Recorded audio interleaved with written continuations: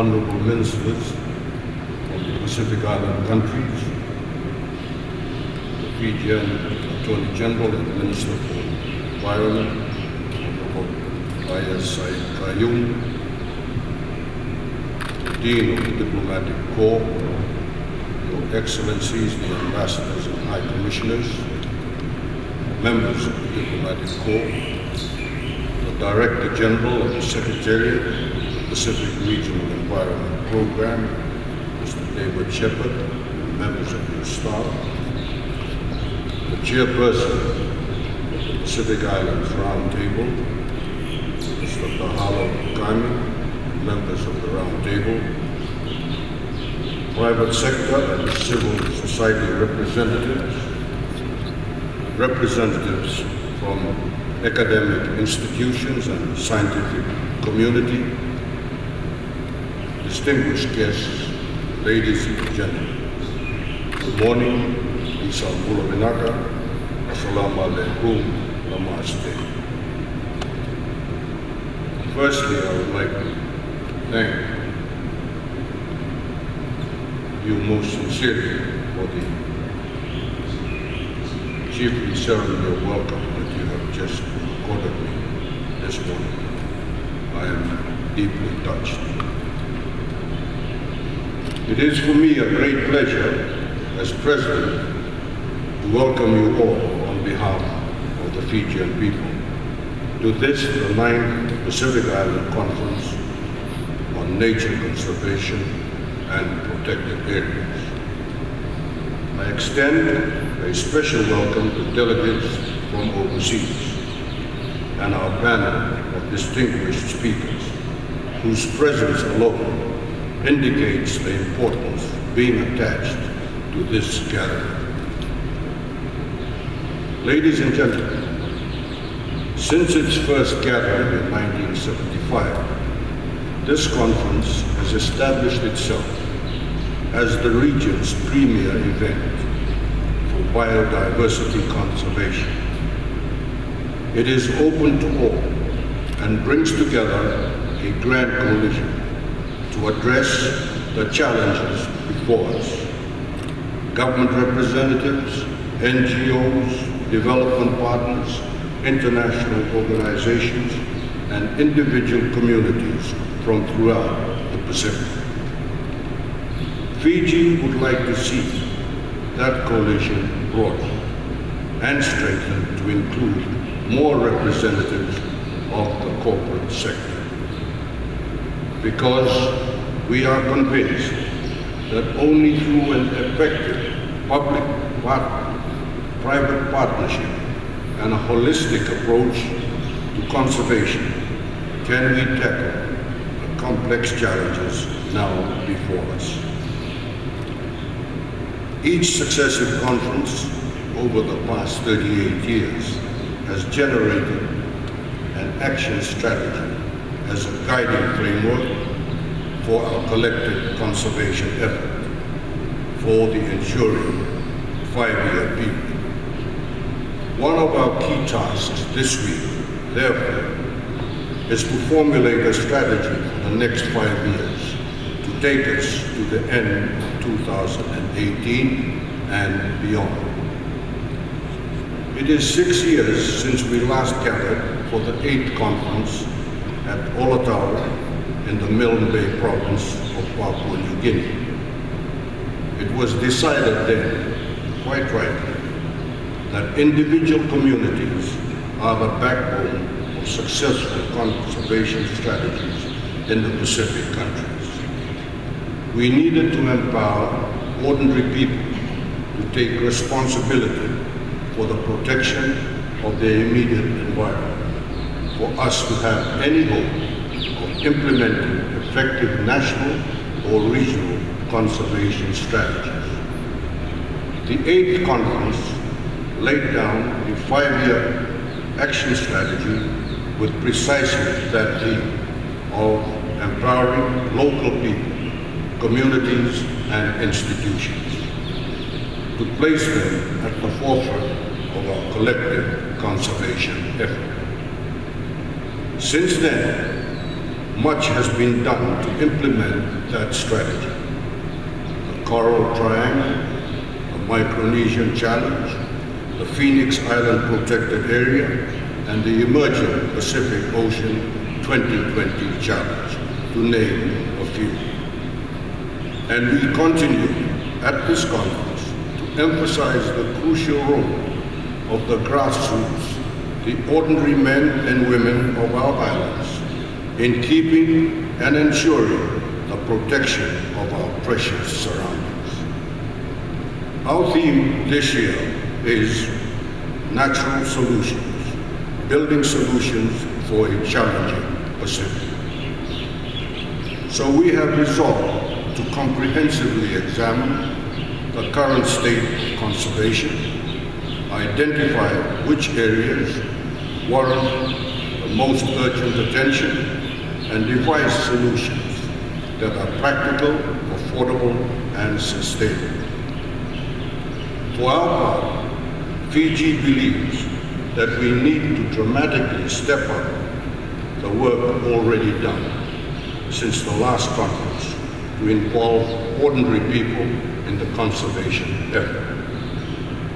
We especially need a revolution in personal attitudes to make every citizen realize that it is their personal responsibility to safeguard the environment on land and at sea, or in the words of the slogan, from the ridge to the reef.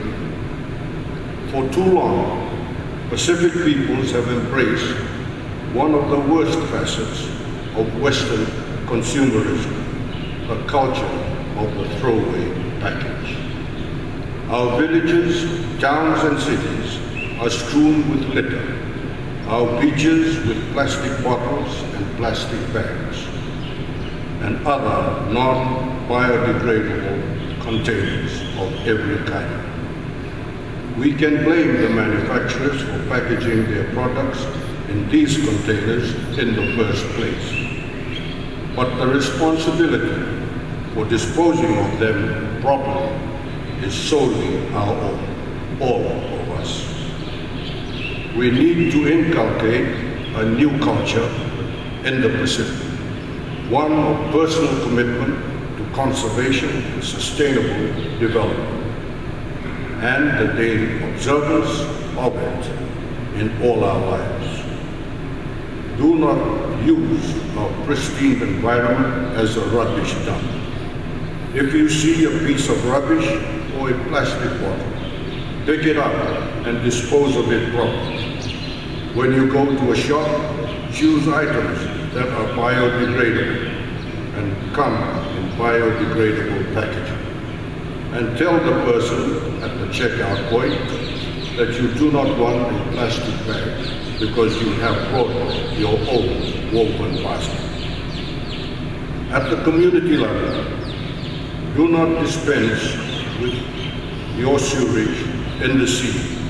Band together and get a portable sewage treatment plant. If trees need to be cut down, more trees need to be planted. Reforestation should be a national priority in every Pacific community, in every Pacific country. Fiji has instituted a range of initiatives to encourage this cultural transformation that could well be emulated by other Pacific nations. We now have zero-rated duty on biodegradable plastic, zero duty on portable sewage treatment plants, and zero duty on water desalination plants for use in areas where fresh water is scarce.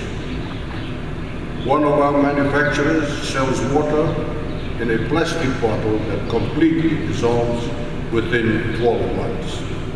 Just imagine the transformation of our surroundings if every plastic bottle strewn around the Pacific could be gone in a year. We need to work more closely with the corporate sector to extend the use of this technology and channel this into other products. Ladies and gentlemen, At this conference, we need to build on our successes thus far with a renewed commitment to do better, much better. Yet we do so at a time when the overall picture has become decidedly bleak. We have to confront the fact that however much the control we can exercise over our immediate environments as Pacific Islanders, there are much bigger forces at work that are beyond our control. They require a global response, and unfortunately, the world is not responding adequately enough. Fiji, along with the rest of the region, is deeply concerned and perplexed at the demonstrable lack of resolve on the part of the global community to address the issue of climate change. Nothing we do as Pacific Islands developing states to conserve and protect our natural environment can save us if we are eventually swamped by the vast ocean around us. Yet, that is what is beginning to happen as the ice caps melt and rising sea levels encroach our coastal settlements. In some places, seawalls have been breached and arable land has been spoiled by seawater. In others, whole villages and settlements are having to be moved. And in at least 3 instances, whole countries may eventually cease to exist.